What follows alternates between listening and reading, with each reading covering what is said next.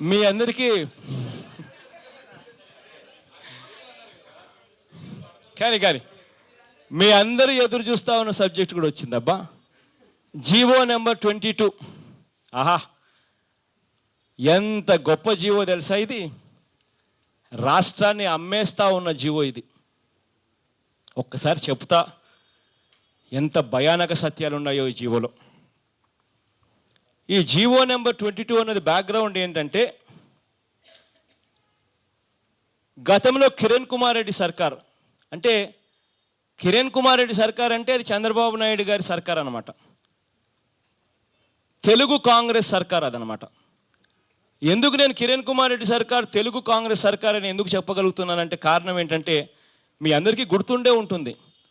గతంలో ఒకసారి కిరణ్ కుమార్ రెడ్డి సర్కార్ విపరీతంగా కరెంటు ఛార్జీలు పెంచాల్సిన పరిస్థితి పెంచినప్పుడు విపరీతంగా కరెంటు ఛార్జీలు ఆయన షాక్ కొట్టే విధంగా పెంచినప్పుడు ప్రతిపక్షాలన్నీ కలిసి అవిశ్వాస తీర్మానం ప్రతిపాదించాయి. ప్రతిపక్షాలన్నీ కలిసి అవిశ్వాస తీర్మానం ప్రతిపాదించినప్పుడు ఇదే కిరణ్ కుమార్ రెడ్డి సర్కార్ను కాపాడింది ఎవరు అని అంటే, ఇదే చంద్రబాబు నాయుడు గారు ఏకంగా విప్పు జారీ చేసి మరీ కిరణ్ కుమార్ రెడ్డి సర్కార్ను కాపాడాడు.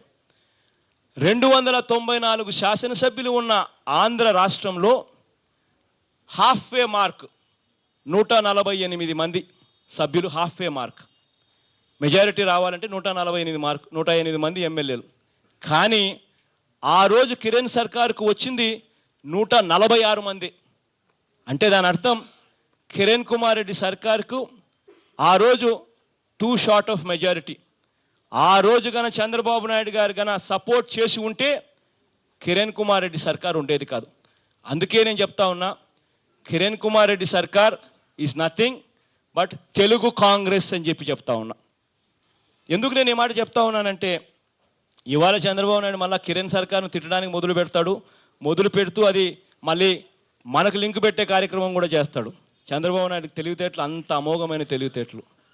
కాబట్టి ఎందుకు చెప్తా ఉన్నానంటే దాని బ్యాక్గ్రౌండ్ ఉంది. ఇవాళ చంద్రబాబు నాయుడు గారు అప్పట్లో కిరణ్ కుమార్ రెడ్డి గారు 7/2/2014 ఎన్నికలకు కాస్త ముందు కిరణ్ కుమార్ రెడ్డి సర్కార్ జీవో నెంబర్ 13 అని జారీ చేసింది అప్పట్లో. ఆ జీవో నెంబర్ 13, ఈ జీవో నెంబర్ 22 ఇవాళ చంద్రబాబు నాయుడు గారు 23/2/2015లో జారీ చేసిన జీవోకు పెద్ద తేడాలు లేవు. రెండు ఇంచుమించు ఒకటే. ఇంకా ఈ జీవో నెంబర్ 22 చంద్రబాబు నాయుడు గారు ఇచ్చింది చూస్తే కిరణ్ గతంలో ఇచ్చిన జీవో నెంబర్ 13 కన్నా ఇంకా దారుణమైన జీవో. కాస్తో కూస్తో ఇంకా చూస్తే బ్యాక్గ్రౌండ్ ఏంటంటే, ఈ జీవో నెంబర్ 13 కిరణ్ కుమార్ రెడ్డి సర్కార్ 7/2/2014 ఇచ్చినప్పుడు ఈ జీవో చాలా దారుణమైన జీవో.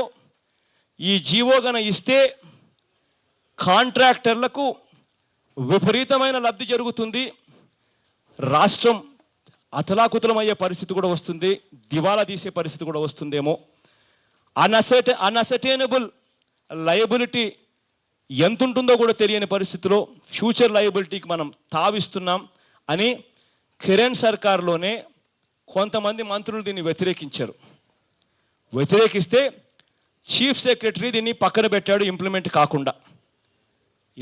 కాకుండా చీఫ్ సెక్రటరీ పక్కన పెడితే ఆ తర్వాత గవర్నర్ గారు పరిపాలన వచ్చింది. గవర్నర్ గారి పరిపాలన వచ్చినప్పుడు గవర్నర్ గారు జరిగిన కరెస్పాండెన్స్ అంతా చూశారు. చూసిన తర్వాత గవర్నర్ గారు ఈ జీవోను అబయన్స్లో పెట్టాడు.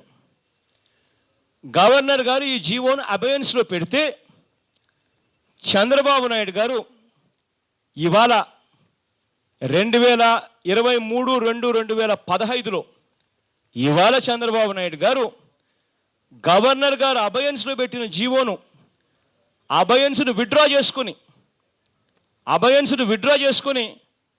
జీవో నెంబర్ 22 ఇచ్చాడు. అబయన్స్ను విత్డ్రా చేసుకొని నేను చెప్తా ఉన్నాను. In the reference second read above, the orders so issued in the reference first cited were kept in abeyance. The orders issued in the reference second read above are now withdrawn. Governor గారు అబయన్స్లో పెట్టిన దానిని చంద్రబాబు నాయుడు గారు withdraw చేసుకొని మరి ఈ GO ఇచ్చారు. ఒకవైపునేమో చంద్రబాబు నాయుడు గారు రాష్ట్రం దివాలా తీస్తూ ఉంది, రాష్ట్రంలో డబ్బులు లేవు అని ఒకవైపున అంటాడు. రెండో వైపున చంద్రబాబు నాయుడు గారు ఈ జీవోను 1/4/2013కు సంబంధించినప్పటి నుంచి కూడా వర్తింపజేస్తున్నాను అని అంటున్నాడు. అంటే ఆయన ముఖ్యమంత్రి కాదు, అప్పుడు ఆయన ముఖ్యమంత్రి కాదు. ఇవాళ 2015 సంవత్సరంలో ఇవాళ జీవో ఇస్తున్నాం. 2013 నుంచి కాంట్రాక్టర్లకు డబ్బులు ఇవ్వాలి అని చెప్పి రాటిఫై చేస్తా ఉన్నాడు ఈ జీవో ద్వారా. మామూలుగా డబ్బులు లేకపోతే గవర్నర్ గారే పక్కన పెడితే, గవర్నర్ గారే పక్కన పెట్టింది నేనెలా చేస్తాను, నేను చెయ్యలేను అని చెప్పి ఏ ముఖ్యమంత్రి అయినా తప్పించుకుంటాడు.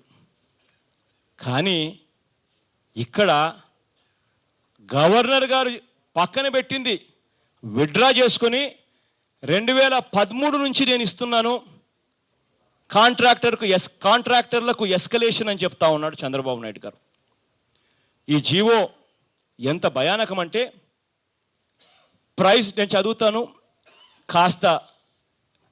కాస్త దయచేసి వినండి. Price variation number 1 point, price variation be allowed for labor, machinery and other materials with effect from 1/4/2013. మామూలుగా ఏ కాంట్రాక్ట్ చూసినా కూడా సిమెంటు, స్టీలు, ఫ్యూల్ అంటే పెట్రోల్, డీజిల్, వీటికి సంబంధించిన ఏ ప్రాజెక్టులో అయినా కూడా వీటికి సంబంధించి అప్రాక్సిమేట్లీ 40% దాకా ఉంటుంది. మిగిలిన 60% ఈ లేబరు, ఈ మెషినరీ, ఈ అదర్ మెటీరియల్స్ మామూలుగా ఏ కాంట్రాక్ట్లో కూడా కాస్త అటు ఇటుగా ఉంటాయి.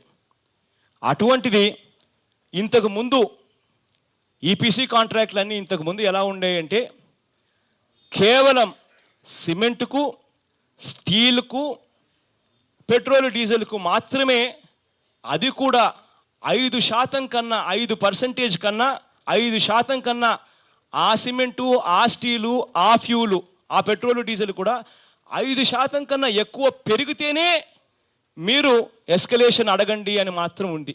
మిగిలినటివి ఏటివి కూడా ఎస్కలేషన్కు తావు లేకుండా ఉండేది గతంలో. కానీ ఇవాళ చంద్రబాబు నాయుడు గారు ఏం చేశారంటే, 1/4/2013 నుంచి price variation will be allowed for labor, machinery and other materials with effect from 1/4/2013 అంటున్నాడు. అంటే దాని అర్థం ఇవాళ ఈపీసీలో ఆన్గోయింగ్ ప్రాజెక్ట్స్ అన్నీ కూడా 60% వాల్యూ ఆఫ్ ద వర్కుల్లో ఇవాళ ఎస్కలేషన్కు తావివ్వబోతున్నాడు ఈ ఫస్ట్ క్లాస్ ప్రకారం. రెండవది,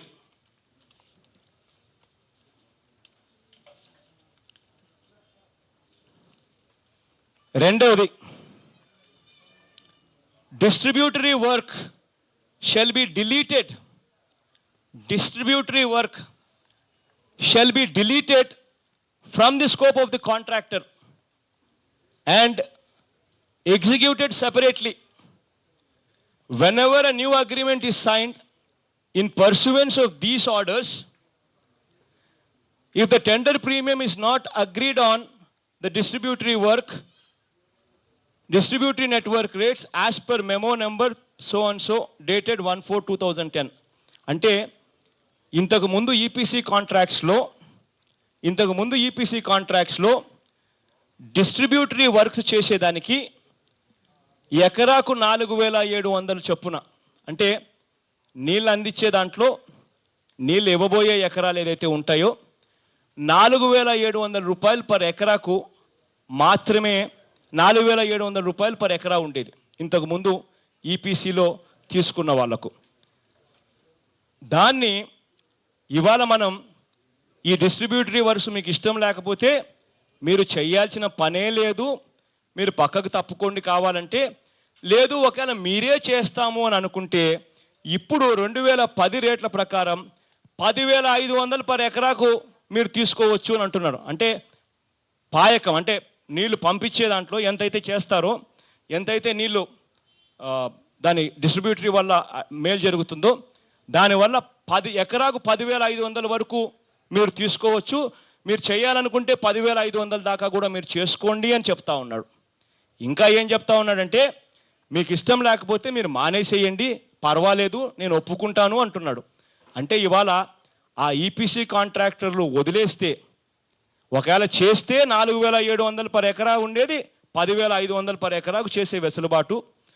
ఒకవేళ వాళ్ళు వదిలేస్తే ఇవాళ కొత్తగా మనం టెండర్లు పిలిస్తే ఇవాళ ఎస్ఎస్ఆర్ ప్రకారం 2010లో 10,500 పర్ ఎకరా ఉంది. 2015-16కు వచ్చేసరికి 10,500 ఇంటూ 6%, 6% ఇన్ఫ్లేషన్ 5 సంవత్సరాలకు కలిపితే 13,650 రూపాయలు పర్ ఎకరా అవుతుంది. అంటే ఇవాళ మనం టెండర్లు పిలిచి ఆ డిస్ట్రిబ్యూటరీ వర్క్స్ వేరే వాళ్ళకి ఎవరికన్నా కొత్త వాళ్ళకి ఇస్తే వాళ్ళు 13,650 రూపాయలు పర్ ఎకరా మినిమం కోట్ చేస్తారు. ఎక్కడ 4,700 పర్ ఎకరా, ఎక్కడ 13,650 రూపాయలు పర్ ఎకరాకు సమానంగా కోట్ చేయడం. అంటే ఇవాళ డిస్ట్రిబ్యూటరీ వర్క్స్ కన్నా పిలిస్తే టెండర్లు 190% ఎస్కలేషన్ జరుగుతుంది. ఇది ఈపీసీ కాంట్రాక్టర్ల పరిధి. వాళ్ళు ఖచ్చితంగా చేయాల్సిన అగ్రిమెంట్స్ ఉన్నాయి, వాళ్ళతో చేయించుకోవాల్సింది పోయి వెసులుబాటు ఇస్తూ ఉన్నాడు చంద్రబాబు నాయుడు గారు. ఒకవైపున ఎస్కలేషన్, ఒకవైపున డిస్ట్రిబ్యూటరీస్ గురి మీద వెసులుబాటు, మరోవైపున ఇంకొకటి 3వ class, as and when extra structures needed as well for extra quantities. As and when extra structures are needed, as and well for extra quantities beyond the original scope of work, the EPC code shall be followed. అంటే ఇంతకు ముందు EPC అంటేనే ఏమిటి? Design వాళ్ళదే. అంటే మన reservoir capacity ఇంత ఉండాలి అని మనం గవర్నమెంట్ చెప్తుంది, కెనాల్ కెపాసిటీ ఇంత ఉండాలి అని గవర్నమెంట్ చెప్తుంది. అది చెప్పిన పిమ్మట దానికి సంబంధించిన డిజైనింగ్ వాళ్ళే చేయాలి, దానికి సంబంధించిన డ్యాము ఆ కెపాసిటీకి సంబంధించి వాళ్ళే కట్టాలి, కెనాల్ కెపాసిటీస్కు ఆ మేరకు వాళ్ళే కట్టాలి. Engineering, procurement and construction including design అన్నీ వాళ్ళయే. మన గవర్నమెంట్ ఊరికే వాళ్ళు చేస్తూ ఉన్నది కరెక్ట్గా చేస్తూ ఉన్నారా లేదా అని సూపర్వైజ్ చేస్తాం. అటువంటిది ఇవాళ పరిస్థితి ఏమిటంటే now the GO allows payment to EPC agencies for extra quantities beyond the scope of work. అంటే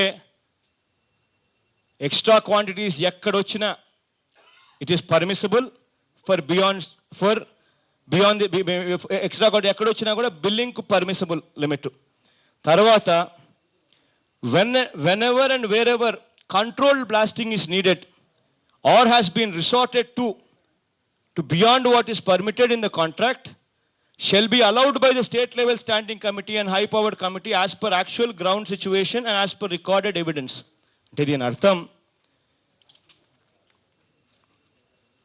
the scope of EPC contracts included earlier cost of dewatering, controlled blasting if felt necessary during the execution of work. It was EPCలో వాళ్ళదే రేట్లే మారవు.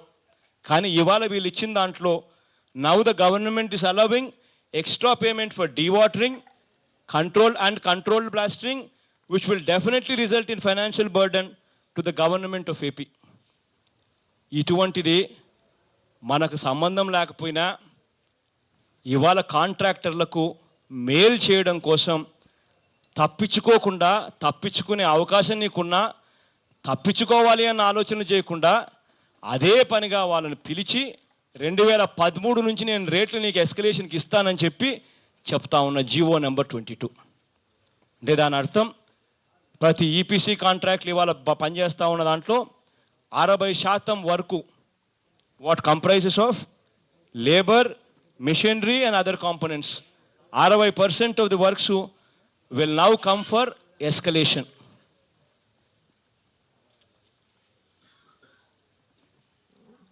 ఇసుక రాష్ట్రంలో బహుశా ఇవాళ ఉన్న ఇసుక రేట్లు ఎక్కడా లేవు. ఇసుక రేట్లు షాక్ కొడతా ఉన్నాయి. ఎంతగా షాక్ కొడతా ఉన్నాయనంటే ఇవాళ ఏ జిల్లా ఎడిషన్లో చూసినా ఇలా కనిపిస్తాయి. ఈనాడు ఒకరోజు అడ్డుకుంటే 32 ఇసుక లారీల పట్టివేత, అన్నింటా నిబంధనలు అతిక్రమణ, ఆగని ఇసుక అక్రమ రవాణా. ఈనాడు వెస్ట్ గోదావరి ఎక్కడ చూసినా కూడా ఇది కేవలం ఈ పరిస్థితి రాష్ట్ర వ్యాప్తంగా ఇదే పరిస్థితి. ఒకసారి ఇవాళ ఇసుక రేట్లు ఎంత ఉన్నాయి అని చెప్పి ఒక్కసారి చూస్తే షాక్ కొట్టే పరిస్థితి. ఇవాళ ఇసుక మాఫియా ఎలా జరుగుతూ ఉంది, ఎందుకు జరుగుతూ ఉంది మాఫియా అంటే కారణాలు ఏంటంటే 3 రకాలుగా ఇవాళ ఇసుక మాఫియా జరుగుతూ ఉంది. ఒకటేమిటంటే ఒకే డీడీని using the same DD from MeeSeva multiple times with proper entry in the log books. ఒకే డీడీని మల్టిపుల్ సార్లు, ఎక్కువ సార్లు వాడి multiple times with proper entry into log books అన్యాయం చేస్తూ ఉన్నారు, మోసం చేస్తూ ఉన్నారు. ట్రక్స్ ఓవర్లోడింగ్ చేస్తూ ఉన్నారు beyond what is permissible and as per permits given. Loading and running of trucks వాళ్ళకు సంబంధించిన కాంట్రాక్టర్లకి ఇచ్చుకొని వాళ్ళకు వచ్చినట్టుగానే ఓవర్లోడ్ చేసి వాళ్ళకు సంబంధించిన స్థలాలలో దాన్ని దింపేసి ఇష్టం వచ్చినట్టు మాఫియా జరుగుతూ ఉంది. ఇవాళ ఇసుకకు సంబంధించిన రేట్లు ఎలా ఉన్నాయనంటే చిన్న ఎగ్జాంపుల్ నేను చెప్పాలి. ఈసారి విశాఖపట్నంలో నేను వచ్చి అడిగా, విశాఖపట్నంలో ఒక లారీ రేట్ ఎంత అని చెప్పి 39,000 అని చెప్పి నాకు చెప్పారు విశాఖపట్నంలో. అసలు ఇక్కడ లెక్కలు చూస్తే ఒక ట్రాక్టర్లో 2.5 టీఎంసీ 2.5 క్యూబిక్ మీటర్స్ పడుతుంది. 2.5 క్యూబిక్ మీటర్స్ అంటే ఒక క్యూబిక్ మీటర్ వెయిట్ 1.69 టన్స్ అంటే 2.5 క్యూబిక్ మీటర్స్ అంటే ఒక ట్రాక్టర్లో లోడు 4.22 టన్నుల నుంచి 5 టన్నుల దాకా ఒక ట్రాక్టర్ లోడు. ఒక లారీ అంటే కనీసం 3 ట్రాక్టర్లు అంటే 3 ట్రాక్టర్లు ఇంటూ 4.22 టన్సే అని అనుకున్న 13 టన్నులు ఒక లారీ. అంటే దాని అర్థం రేటేమో 39,000 రూపాయలు, ఒక లారీకి కేజీస్ ఏమో బరువేమో 13,000 కేజీలు. అంటే దాని అర్థం కేజీ ఇసుక 3 రూపాయలు అనమాట. బియ్యం ఏమో కేజీ రూపాయలకు దొరుకుతూ ఉంది, ఇసుక కేజీ 3 రూపాయలు విశాఖపట్నంలో దొరుకుతూ ఉంది. ఇవాళ ఇసుక రేటు 10 నెలల కిందట కన్నా ఇవాళ 3 రెట్ల నుంచి 5 రెట్ల రేట్లు ఎక్కువ పెరుగుతూ ఉంది. గతంలో 1,000 రూపాయల నుంచి 2,000 రూపాయలు ఉంటే ఇసుక, గతంలో 1,000 రూపాయలు చిల్లర ఉంటే ఇసుక ఇవాళ 3,000 నుంచి కొన్ని జిల్లాలలో 5,000 దాకా ఉంది. ఇది ఇసుక పరిస్థితి. చంద్రన్న కానుక, చంద్రన్న కానుకనా ఇది చంద్రన్నకు ఇచ్చిన కానుకనా అనేది నిజంగా కూడా ఆలోచన చేయాలి. ఎందుకనంటే టైం లేదంటారు, వాళ్ళ ఇష్టం వచ్చిన రేట్లకు ఫైనలైజ్ చేసేస్తారు, నామినేషన్ పద్ధతిలో ఇచ్చేస్తారు. నీకు నిజంగానే సంక్రాంతికి ఇవ్వాలి అని ఉంటే ఎందుకు టైం తీసుకొని 3 నెలల కిందటనే ప్లాన్ చేసుకొని ఎందుకు నువ్వు టెండర్లను పిలిచి ఎందుకు L1 వచ్చినోనికి ఎందుకు ఇవ్వడంలా? నామినేషన్ పద్ధతిలో నువ్వు ఇచ్చింది ఏమిటంటే కందిపప్పు 1/2 కిలో మార్కెట్ ధర 68 నుంచి 70 రూపాయలు ఉంటే చంద్రన్న ధర 79.60. తనకు సంబంధించిన వాళ్లకు ఇచ్చుకున్నాడు డైరెక్ట్గా. నెయ్యి కేజీ 300 మార్కెట్ ధర. ఆ రోజు విజయ డైరీ ధర ఆ రోజు ఇచ్చిన రేటు ఒక్కసారి గమనిస్తే 320 నుంచి 375 రూపాయల్లో విజయ డైరీ, మిగిలిన డైరీలు అన్నీ కూడా ఆ రోజున్న రేట్లు. చంద్రన్న ధర 499 నుంచి వాటి కలిపితే 575. ఒక్కొక్కసారి వ్యాట్ కలిపినామని వీళ్ళే చెప్తారు, ఒక్కొక్కసారి కలపలేదని మళ్ళీ వీళ్ళే చెప్తారు. చివరకు నెయ్యి పరిస్థితి ఏమిటంటే డైరెక్ట్గా హెరిటేజ్ అనే తన సంస్థకు కూడా డైరెక్ట్గా చెక్ ఇచ్చేశాడు. హెరిటేజ్కే ఇచ్చేశాడు, తన కొడుకు కంపెనీ తన భార్య కంపెనీకే చెక్ ఇచ్చేశాడు. నామినేషన్ పద్ధతిలో 499 నుంచి 575 రూపాయలకు హెరిటేజ్కి. మార్కెట్ ధర 320 నుంచి 375 ఆ రోజుల్లో. అది కూడా క్వాలిటీ సరిగ్గా లేదు. బెల్లం మార్కెట్ ధర 30, చంద్రన్న ధర 39. చివరకు గిఫ్ట్ సంచులు మార్కెట్ ధర 5 నుంచి 6 రూపాయలు, చంద్రన్న ధర 11 రూపాయల 60 పైసలు. మళ్ళా చంద్రన్న బొమ్మ కూడా.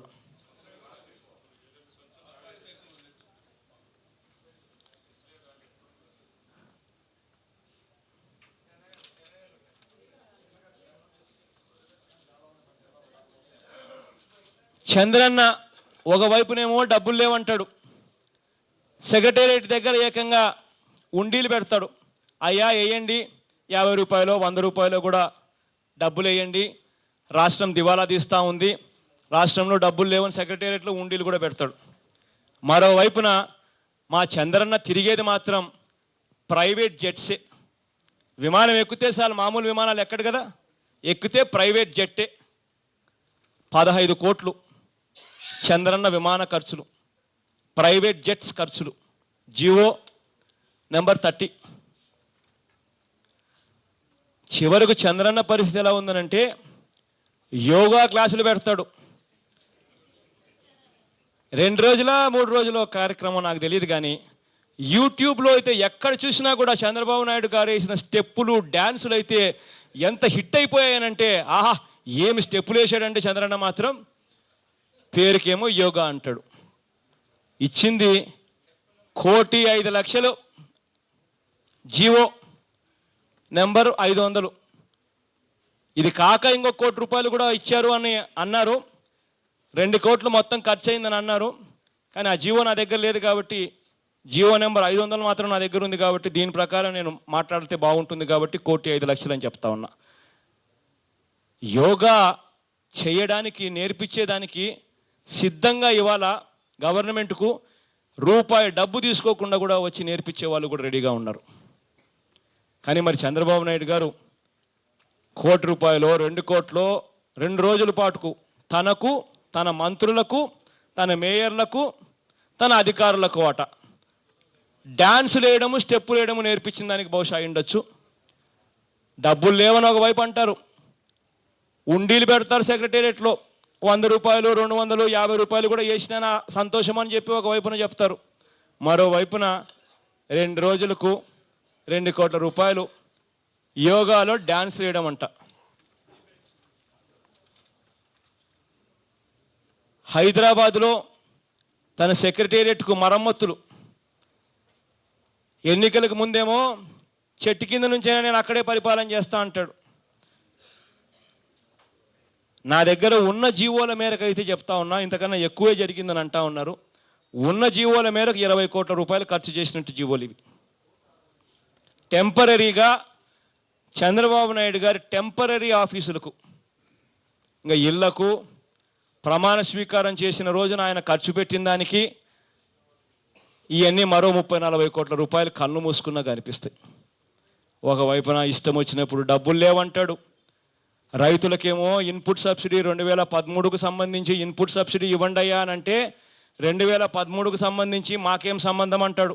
కానీ కాంట్రాక్టర్లకు మాత్రం ఎక్స్ట్రా పేమెంట్లు ఎక్సెస్ తీసుకునేదానికి 2013 నుంచే కాంట్రాక్టర్లకు మాత్రం డబ్బులు ఇచ్చేదానికి జియో నెంబర్ 22 రిలీజ్ చేస్తాడు.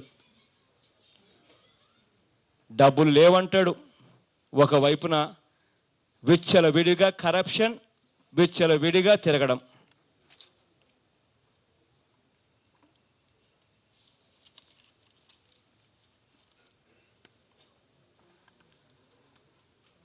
కంక్లూషన్ దగ్గరికి వచ్చేసాం.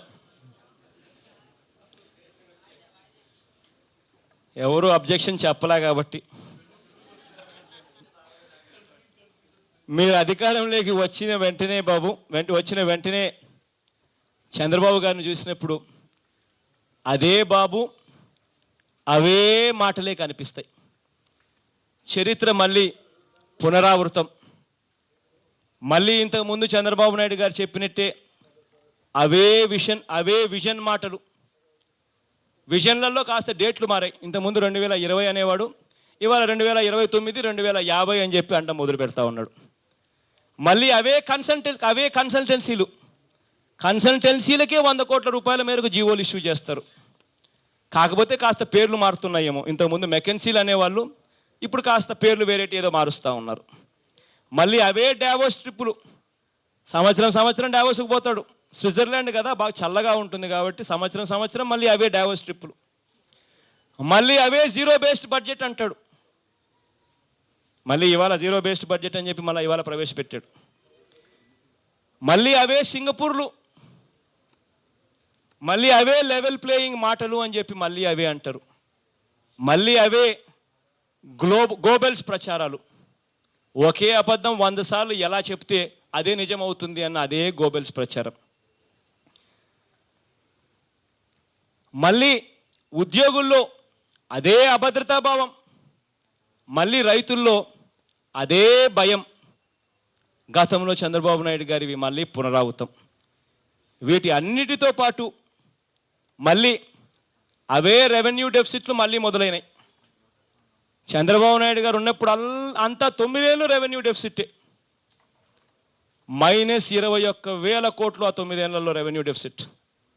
తర్వాత 10 ఏళ్ళు అన్నీ, 1 సంవత్సరం రాజశేఖర రెడ్డి గారు అప్పుడే తీసుకున్నారు కాబట్టి దాని తర్వాత వరుసగా రెవెన్యూ సర్ప్లస్లు. ఉట్టి రెవెన్యూ సర్ప్లస్లే ఆ 10 సంవత్సరాలలో దాదాపు 10,000 కోట్ల రూపాయలు. మళ్ళీ చంద్రబాబు నాయుడు గారు వచ్చారు, మళ్ళీ రెవెన్యూ డెఫిసిట్లు. మళ్ళీ 10 ఏళ్ల తర్వాత ఆయన పరిపాలనే మళ్ళీ యూజర్ ఛార్జీలు పెంచబోతున్నాడు. మళ్ళీ కరెంటు ఛార్జీలు, ఆర్టీసీ ఛార్జీలు పెరుగుతాయని చెప్పి భయం పుట్టిస్తూ ఉన్నారు. భయపడతా ఉన్నాం. బడ్జెట్ అయిపోయిన వెంటనే కరెంటు ఛార్జీలు పెంచుతారని చెప్పి భయపడతా ఉన్నాం. మళ్ళీ చంద్రబాబు నాయుడు గారు అంటారు ఎప్పుడు కూడా సంక్షోభం ఉంటేనే ఆయనకు ఆనందం అట. చంద్రబాబు నాయుడు గారు అన్న మాటలేవి. సంక్షోభం ఉంటేనే ఆయనకు ఆనందం అట. కరెక్టే. అందుకనే రైతుల్లో సంక్షోభం పుట్టించాడు, డ్వాక్రా అక్కచెల్లెమ్మల్లోనూ సంక్షోభం పుట్టించాడు, చదువుకుంటున్న పిల్లల్లోనూ సంక్షోభం పుట్టించాడు, ఉద్యోగం కోసం ఎదుగుతున్న పిల్లల్లోనూ సంక్షోభం పుట్టించాడు, అవ్వాతాతల పెన్షన్లలోనూ సంక్షోభం పుట్టించాడు, హౌసింగ్లోనూ సంక్షోభం పుట్టించాడు, చివరికి క్యాపిటల్ నిర్మాణం అంటే కూడా సంక్షోభంలో పుట్టించేశాడు. కరెక్టే. గతంతో పోలిస్తే మళ్ళీ అదే వ్యవసాయ రంగంలో జీడిపిలో మళ్ళీ తగ్గుదల. గత సంవత్సరం 9.6%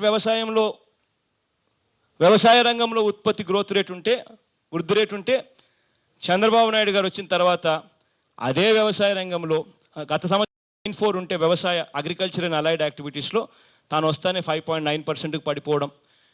అదే అగ్రికల్చర్ అండ్ అలైడ్ యాక్టివిటీస్లో వ్యవసాయంలోనే చూస్తే గత సంవత్సరం 9.6% వృద్ధి రేటు ఉంటే చంద్రబాబు నాయుడు గారు వచ్చిన వెంటనే 0.50%కి పడిపోవడం. అదే తగ్గుదలే, అదే సమస్యలే. బ్యాంకులు ఇచ్చిన లోన్లలో రైతులకు బ్యాంకులు లోన్లు ఇచ్చే పరిస్థితి లేదు. మళ్ళీ అదే చంద్రబాబు నాయుడు గారి పరిపాలన. ఇవాళ బ్యాంకుల్లో రైతులు బ్యాంకుల్లోకి అడుగు పెట్టలేని పరిస్థితి. 30-40% మించి లోన్లు ఇవ్వలేదు అని చెప్పి SLBC రికార్డులు చెప్తా ఉన్నాయి. రైతులకు మళ్ళీ అదే పరిస్థితి. క్రాప్ ఇన్సూరెన్స్ కూడా రైతులకు అందని పరిస్థితి. కరువు వచ్చినా దిక్కు లేదు, కరువు వచ్చినా క్రాప్ ఇన్సూరెన్స్ లేదు మనకు. మళ్ళీ చంద్రబాబు నాయుడు గారు అదే పరిస్థితి. కనీస మద్దతు ధర వరికి 50 రూపాయలు మాత్రమే పెంచారు. అదే పరిస్థితులే మళ్ళీ స్టార్ట్ అయ్యాయి. ధాన్యం అమ్ముకోవాలనంటే మళ్ళీ అదే కష్టపడే రోజులు వచ్చాయి. మళ్ళీ చంద్రబాబు నాయుడు గారు మాదిరిగానే గతంలో ఆస్తులు అప్పులు నిష్పత్తి రేషియో చంద్రబాబు నాయుడు గారు అధికారంలోకి వచ్చే నాటికి 1994లో ఆస్తులు అప్పుల నిష్పత్తి రేషియో ఆస్తులు 101 ఉంటే అప్పులు 100 ఉండేటివి. మళ్ళీ చంద్రబాబు నాయుడు గారు దిగిపోయే నాటికి ఆస్తులు 50కి పడిపోయాయి, అప్పులు 100 ఉన్నాయి. మళ్ళీ కష్టపడి ఈ 10 సంవత్సరాలలో మళ్ళీ ఆస్తులు 105కు పెరిగితే అప్పులు 100కు వచ్చాయి. మళ్ళీ చంద్రబాబు నాయుడు గారు వచ్చారు, మళ్ళీ అప్పులు ఆస్తుల నిష్పత్తి చూస్తే మళ్ళీ తరుగుదలే ఆస్తుల్లో. అసలు ఎవరికి మేలు చేసే బడ్జెట్ ఇది? నేను అడుగుతా ఉన్నా చంద్రబాబు నాయుడు గారికి. బడ్జెట్ ప్రవేశపెట్టారు, అసలు ఎవరికి మేలు చేసే బడ్జెట్ ఇది అని అడుగుతా ఉన్నా. రైతులకు మేలు చేసే బడ్జెట్ కాదు, డ్వాక్రా అక్క చెల్లెమ్మలకు మేలు చేసే బడ్జెట్ కాదు, ఫీజు రీయింబర్స్మెంట్ కూడా కనీసం కేటాయింపులు లేక పిల్లలను కూడా సైతం మేలు చేసే బడ్జెట్ కాదు. నిరుద్యోగ భృతి 1,75,00,000 ఇళ్ళు ఇవాళ రాష్ట్రంలో ఉన్నాయి. 1,75,00,000 ఇళ్ళు ఎదురు చూస్తూ ఉన్నాయి. 2,000 రూపాయలు నిరుద్యోగ భృతి ఎప్పుడు ఇస్తారని. 1,75,00,000 అంటే ఇంటూ 2,000 అంటే నెలకు 3,500 కోట్లు, సంవత్సరానికి 42,000 కోట్లు. 42,000 కోట్లు ఎక్కడైనా బాగా కనిపిస్తుందేమో అని చెప్పి వెతికాం బడ్జెట్ డాక్యుమెంట్ అంతా. ఎక్కడా కూడా నిరుద్యోగ భృతికి ఎక్కడా కూడా 42,000 కాదు కదా, దాంట్లో 1% 2% కూడా కనపడని పరిస్థితి. ఎవరికి మేలు చేసే బడ్జెట్ చంద్రబాబు గారు నేను అడుగుతాను. ఒక్క కాంట్రాక్టర్లకు మాత్రమే మేలు చేసే బడ్జెట్ ఇది. ఇప్పటికైనా చంద్రబాబు నాయుడు గారు కళ్ళు తెరిచి ప్రతిపక్షం వినిపిస్తూ ఉన్న గొంతును విని చేసిన తప్పులను సవరించుకొని ప్రతిపక్షం కనీసం మాట్లాడే మాటలు విని బడ్జెట్లో సవరణలు చేస్తే రాష్ట్రానికి మంచి జరుగుతుంది.